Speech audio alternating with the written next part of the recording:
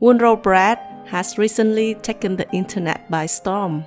Even though I'm not so much into baking, but after seeing its beautiful appearance, I'm so tempted to give this trendy bread a try. My Wonro bread will be even more delish because of the creamy matcha filling. Let's begin. Oh yeah! Helen's recipes.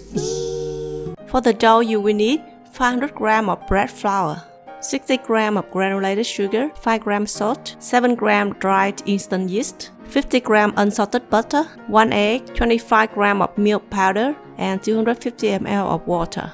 In the mixing bowl, combine all the ingredients except for the butter, making sure that the salt and the yeast are not in direct contact.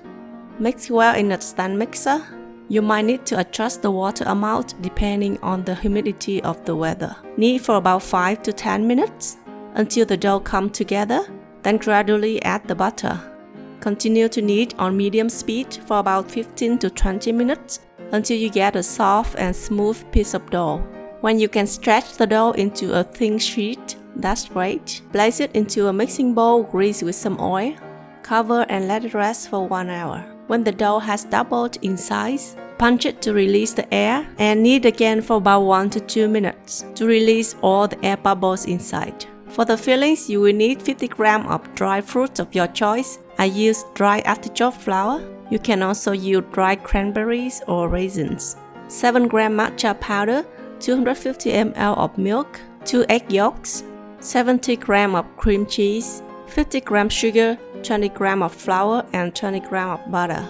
Chop up the dried fruit, separate 2 egg yolks into a bowl, add sugar and flour, and mix well until combined. Mix the matcha powder with a dash of warm water and stir it to combine. Now, in a small saucepan, combine the milk and cream cheese and bring to a boil over medium heat. Stir well until the cream cheese is completely melted. Then pour the cheese and milk mixture into the egg mixture.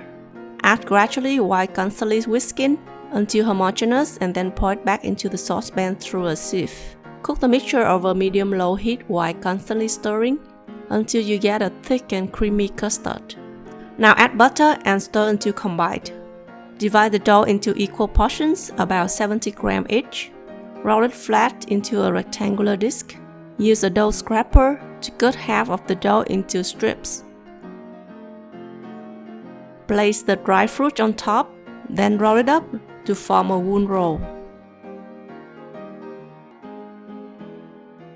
Arrange these wool rolls into a baking pan, grease with some butter, cover and proof for another 45 minutes until it doubles in size. Now mix a beaten egg with 20 ml of milk in a bowl and brush over the dough.